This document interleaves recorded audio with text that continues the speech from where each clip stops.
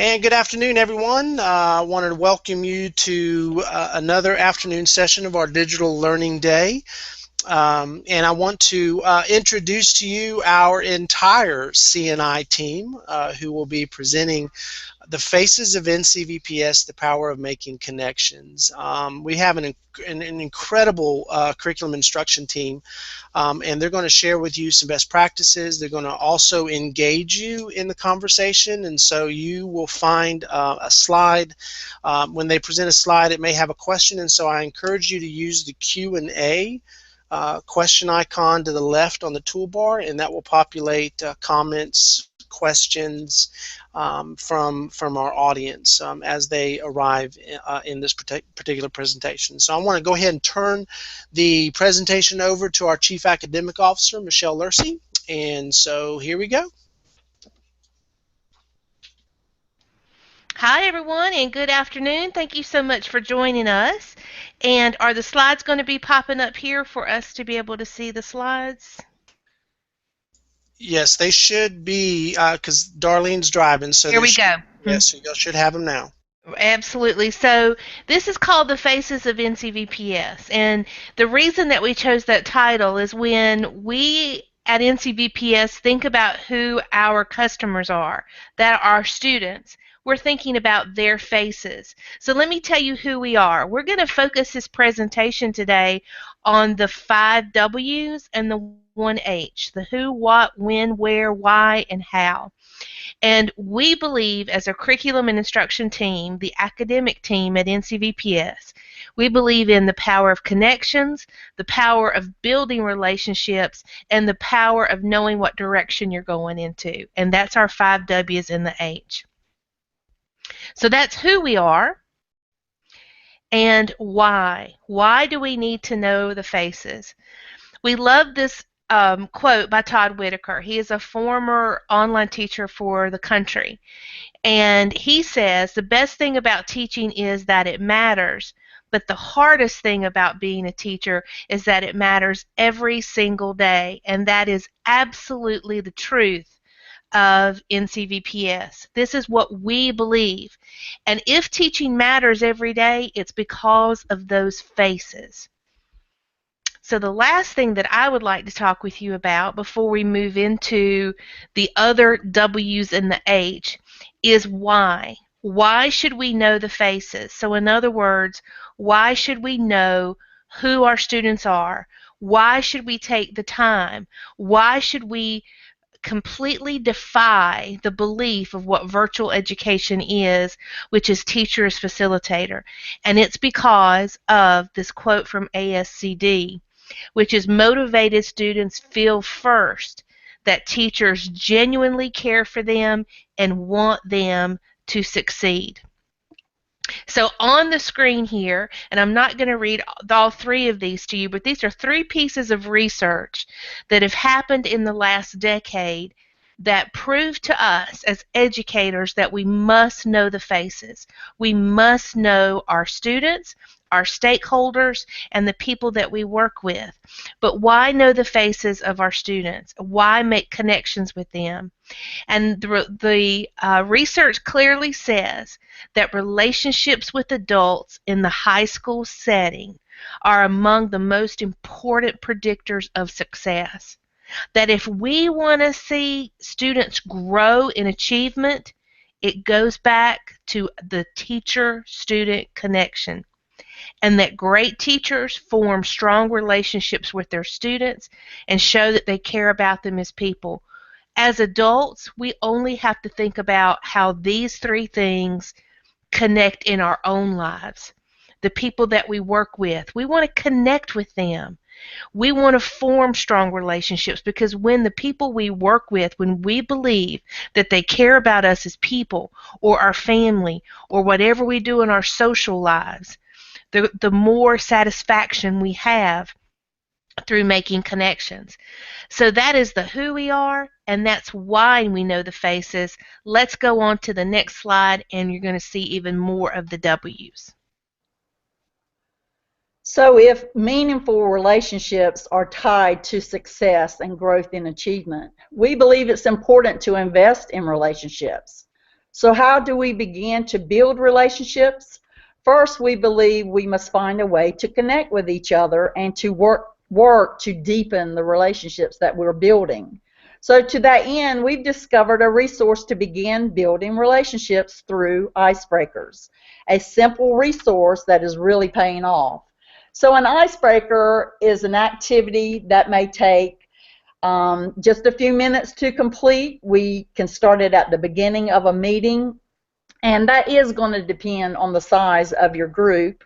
Or it could be a game, and the game could have a specific purpose, and it could take a couple of hours for the group to complete the game. Or it could be an event, and a very popular icebreaker is team building, and this could take up to 1 to 2 days to build the kinds of relationships that you want to be deep. So now I'm going to turn it over to Jennifer.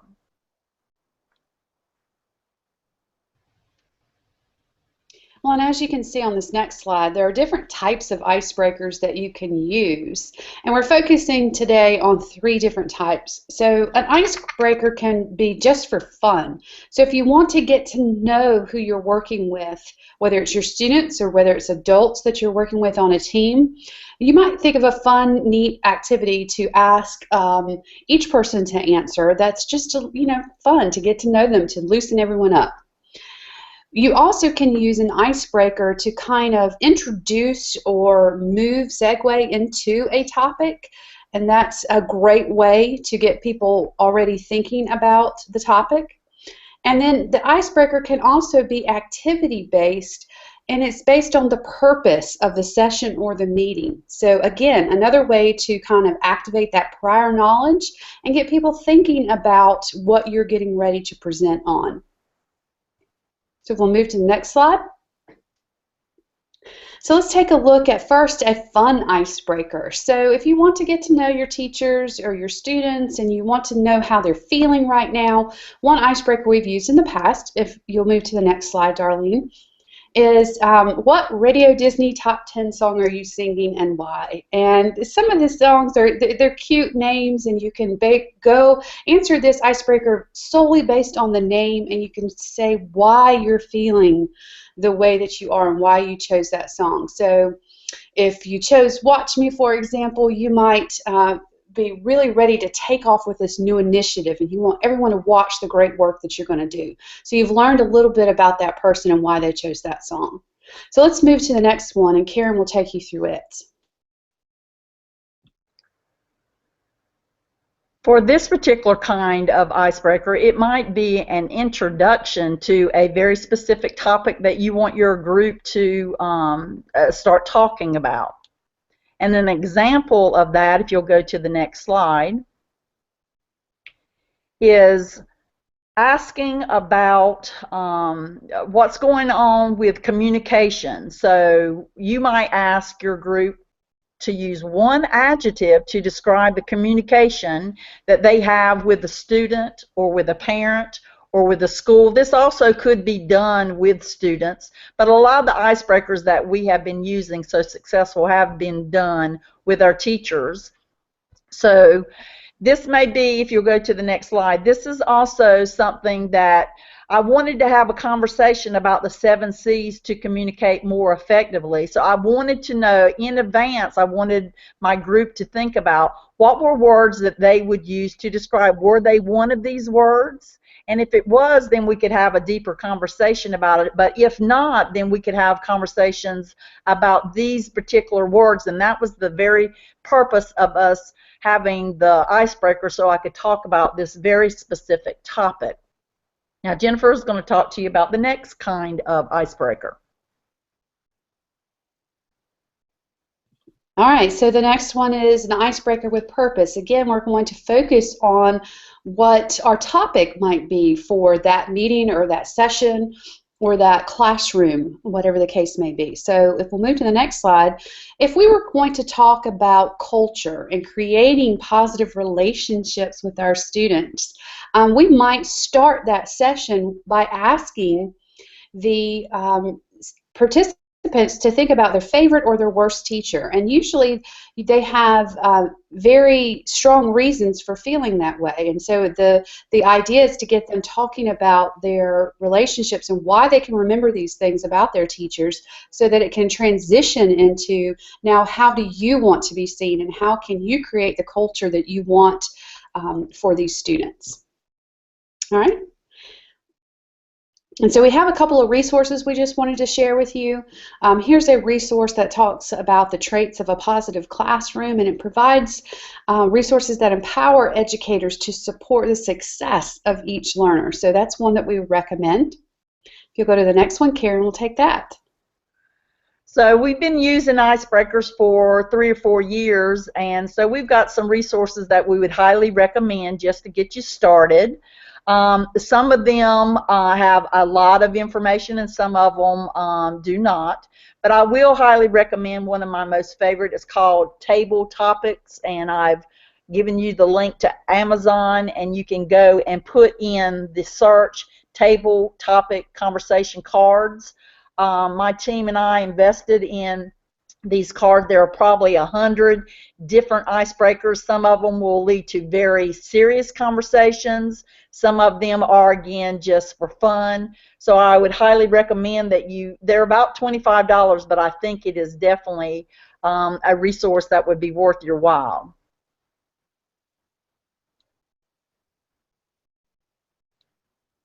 So now I think, Darlene, you're going to talk about when do we build. Yes, I'm going. So thank you guys for starting off with the why and the what, and I'm going to talk about when we build connections. One thing that I love about the digital learning environment is it allows for flexibility, and you can work when you can. You can learn and interact with your students when you can. So digital learning allows for that work-life balance that I think all of us crave. We all crave for balance.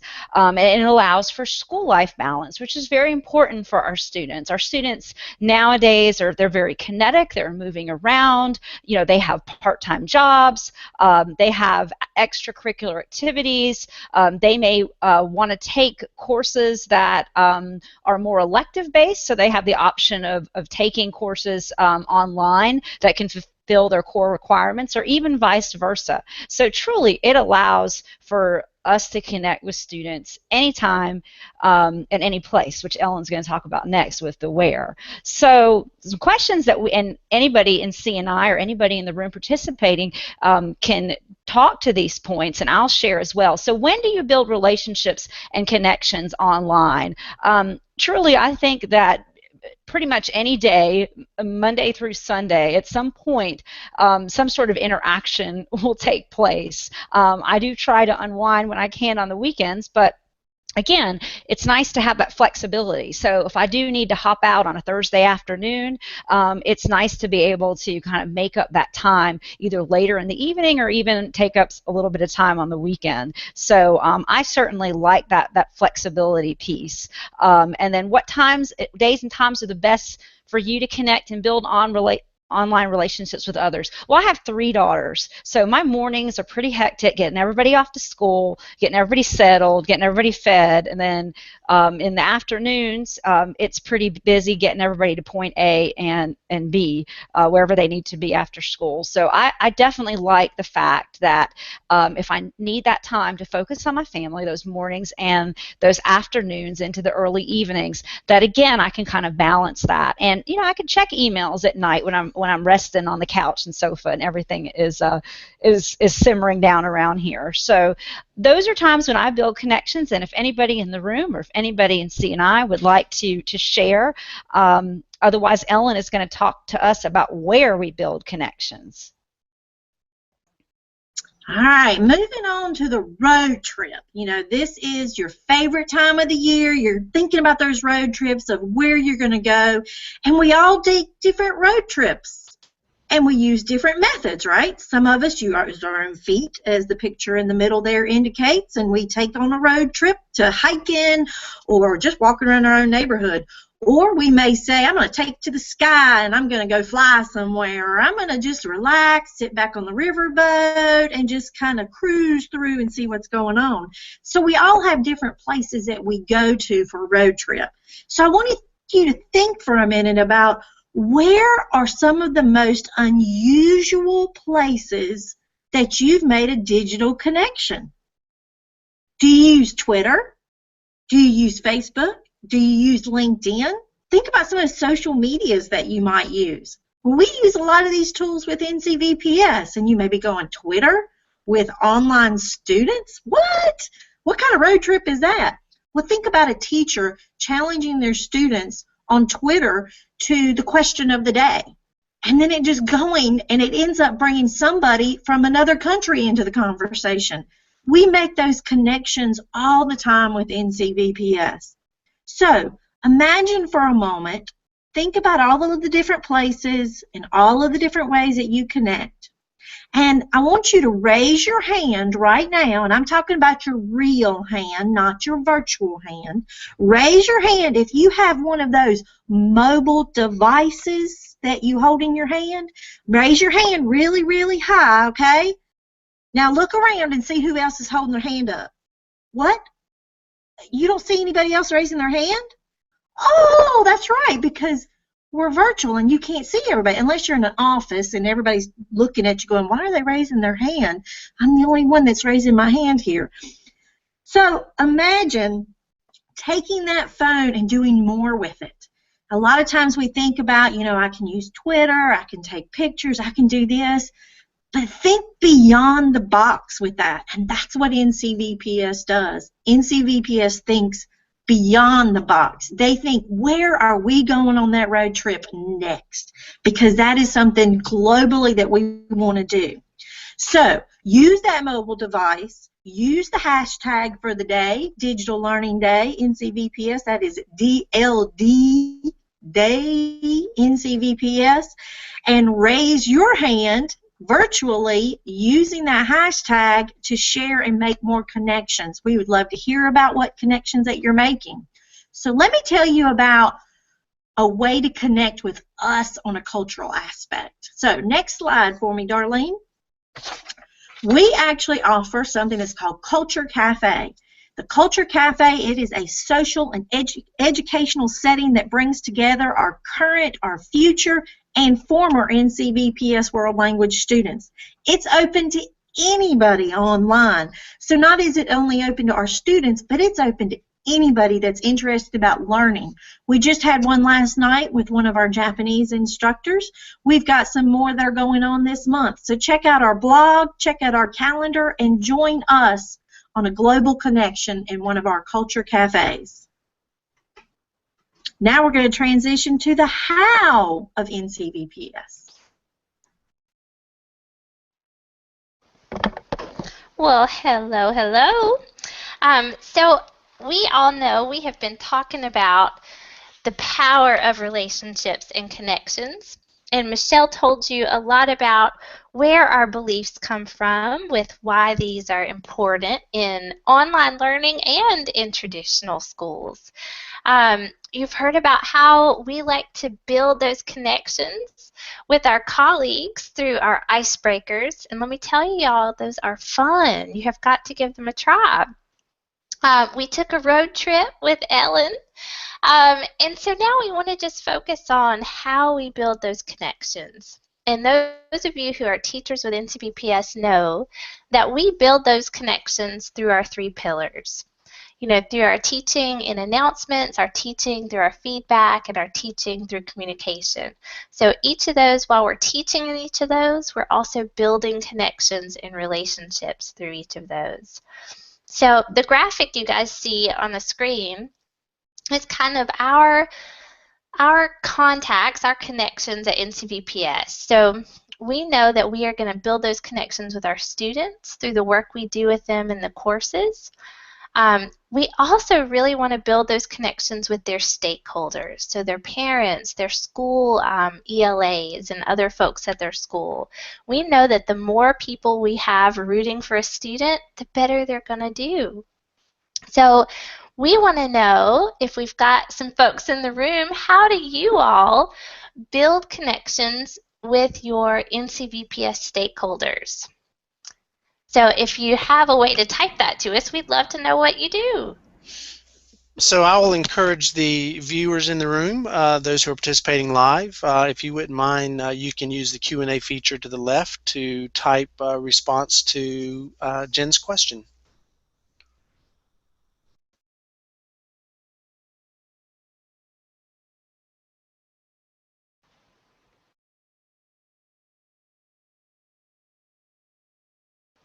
Well, we love that. So, and while you are thinking and possibly typing, I'll share one thing that one of my credit recovery teachers has just started doing.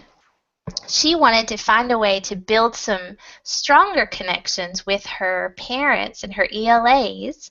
So this semester, she is developing a newsletter that she sends out using the SMORE app. So SMORE, if you haven't used those before, but if you're an NCVPS teacher, I know you have.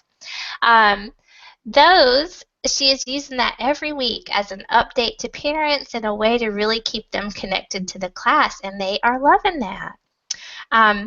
Ellen is sharing that the World Language Department builds connections through the conversation coaching sessions, and we know those are so helpful in world languages. And Dawn, did we have anything from our participants?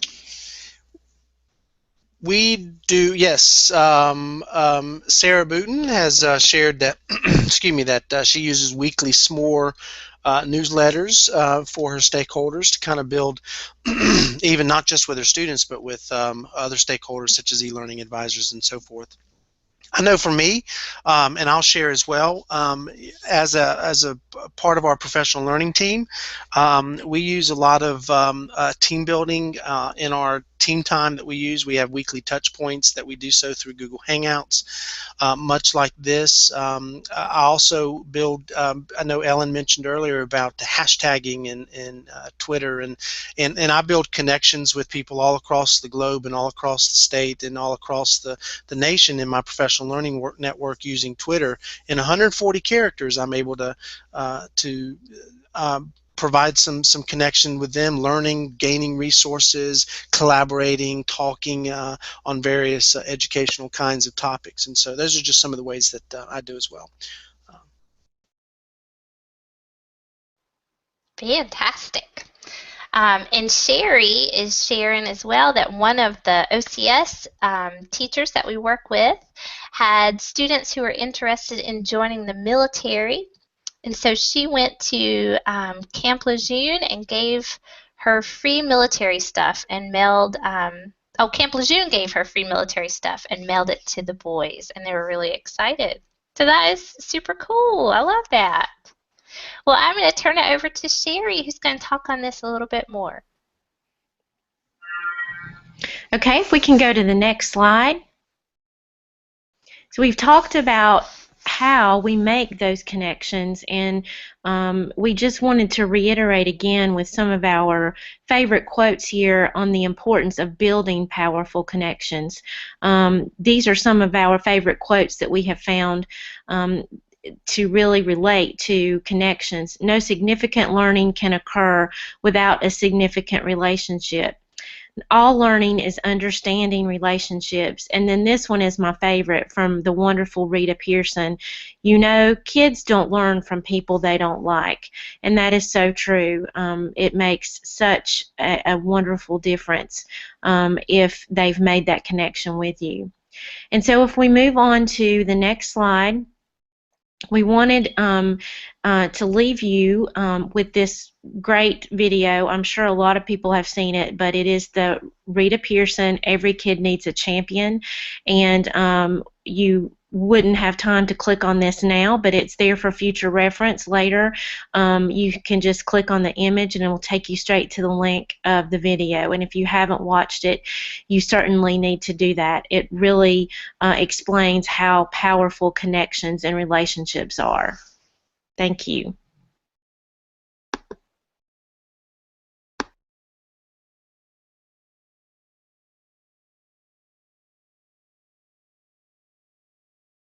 Hi, everyone. So hopefully you all have just filled up your tablet with Velma moments. And a Velma moment is, I'm obsessed with Scooby-Doo. I still watch it. But a Velma moment is when she has that bright idea and it goes off in her head and she says, Jinkies. So, and I do that sometimes when I troubleshoot and I figure something out. I said, Jinkies. But we certainly hope that you had tons of Velma moments as you were listening to this presentation. So what we would like for you to do at this time, we want you to think about our question that we have posted, or reflect upon it, if you will. What new ideas can you take away now and use them? And we're talking about things that you can implement like tomorrow if you wanted to, where you don't have to wait on, or just a new line of thinking. So what we would like for you to do is we would like for you to visit our site that we created. It's a Padlet site, and post your ideas. And what I'm going to do is I'm going to actually try to copy that Padlet link into the chat. So hang on a second.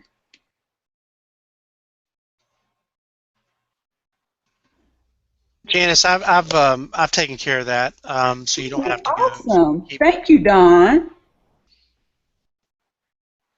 And please don't feel like you're limited to one post. You can separate your ideas, and we'll be happy to go back and reflect upon those and share those. So I'm going to stop talking right now and allow time for reflection or any other comments that you all may want to share.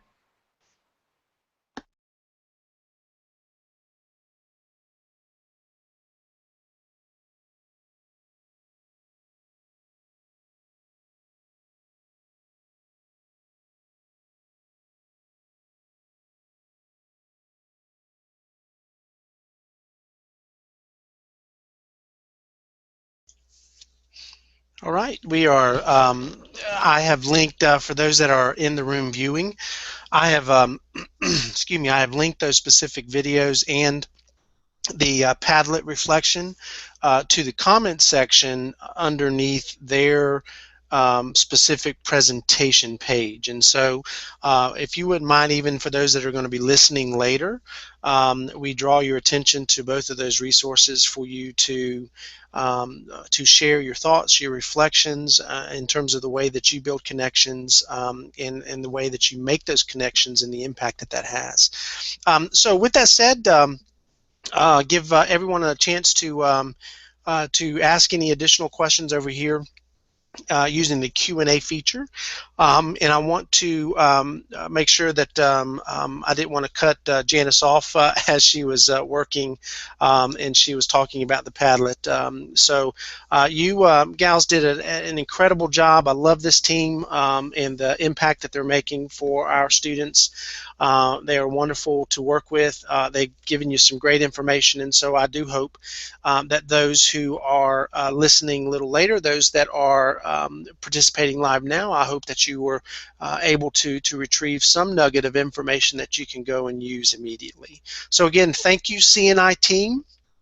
You guys rock, and y'all did a great job. And so with that, we say farewell, and I hope that those that are viewing and participating can attend the 4:30 session on using Kaltura to maximize learning. And so and I believe that's brought to that presentation is going to be by Jamie Hester, and so hope you can join us at that time.